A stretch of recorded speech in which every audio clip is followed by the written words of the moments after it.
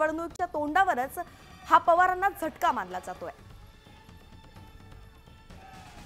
राष्ट्रवादी काँग्रेस पक्ष आता अधिकृतपणे अजित पवारांच्या हाती आलेला आहे। निवडणूक आयोगाने मंगळवारी दिलेल्या निकालात राष्ट्रवादी काँग्रेसच्या पक्षाचं नाव आणि चिन्ह हे अजित पवारांना दिलं। त्यामुळे राज्यसभा निवडणुकीच्या तोंडावर शरद पवारांना हा मोठा धक्का बसलाय।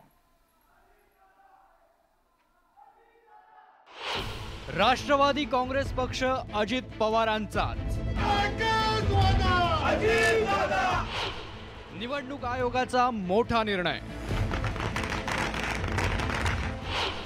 पक्षाचं नाव आणि चिन्ह अजित पवारांकडे। शरद पवारांना सर्वात मोठा धक्का।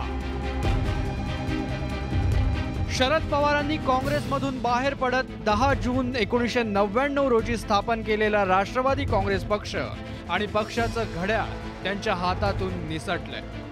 अजित पवारांनी पक्षातील बहुसंख्य आमदार आणि खासदारांच्या मदतीनं 2 जुलै 2023 रोजी केलेल्या बंडाला मंगळवारी अधिकृतरित्या यश आलं।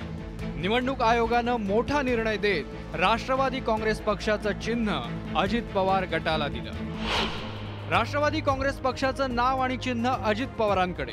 अजित पवार गटाकडे सर्वाधिक आमदार, खासदार आणि पदाधिकारी।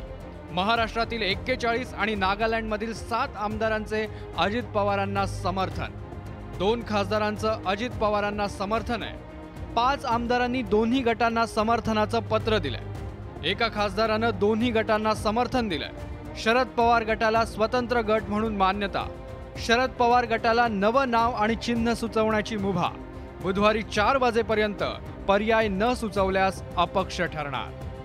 कोई भी राजनीतिक पार्टी के लिए सिंबल महत्व का होता है। आखिर एक पहचान बनती है। लोगों कई बार पार्टी का नाम नहीं लेते हैं, सिंबल का ही उल्लेख करते हैं। और दूसरा फिर क्या होता है कि एक पार्टी आखिर एक संस्था है। पार्टी के साथ जुड़े हुए कार्यकर्ता हैं, हजारों लाखों लोग उसके साथ जुड़े रहते हैं। केवल वोटर की बात नहीं है, तो उनका भी एक मनोबल रहता है, उनको भी एक समाधान रहता है कि हम जिस संस्था के साथ जुड़े हैं यही सही संस्था है। निवडणूक आयोगाचा हा निकाल शरद पवार गटासाठी मोठा धक्का आहे। निवडणूक आयोगानं अजित पवारांचा मार्ग प्रशस्त केल्यानं आता आमदार अपात्रता निर्णय सुद्धा अजित पवारांच्याच बाजूने जाण्याची चिन्ह आहे। ऐन राज्यसभा निवडणुकीच्या तोंडावर हा निकाल दिला गेल्यानं राज्यसभेच्या निवडणुकीत शरद पवार गटाचा कस लागणार हे स्पष्ट झालंय। शरद पवार गटाच्या आमदारांना अजित पवार गटाच्या अनिल पाटलांचा व्हीप पाळावा लागण्याची शक्यता आहे। निवडणूक आयोगाच्या निकालानंतर अजित पवार गटानं जोरदार जल्लोष केला।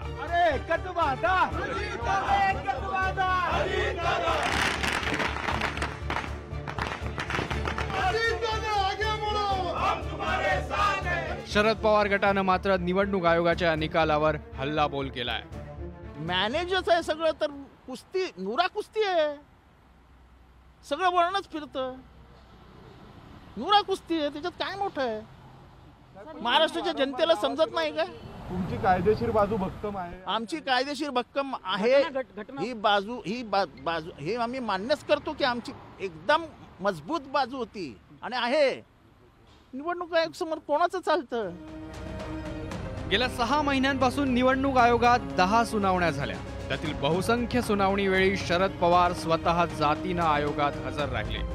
पण लोकप्रतिनिधींच्या संख्येचा विचार करत निवडणूक आयोगानं जो न्याय शिवसेनेच्या शिंदे गटाला तोच राष्ट्रवादीच्या अजित पवार गटाला दिला। शिवसेनेत ज्या काही घडामोडी घडल्या त्याच पद्धतीनं घडामोडी या नंतरच्या राष्ट्रवादीमध्ये घडल्या। त्यामुळे आता शरद पवार गटाची पुढची रणनीती काय राहते, निवडणूक आयोगाच्या निकालाचे आगामी राज्यसभा आणि लोकसभेच्या निवडणुकीत काय पडसाद उमटतात याकडेच महाराष्ट्रासह देशाचं लक्ष लागलंय। Bureau report, news 18 Lokmat.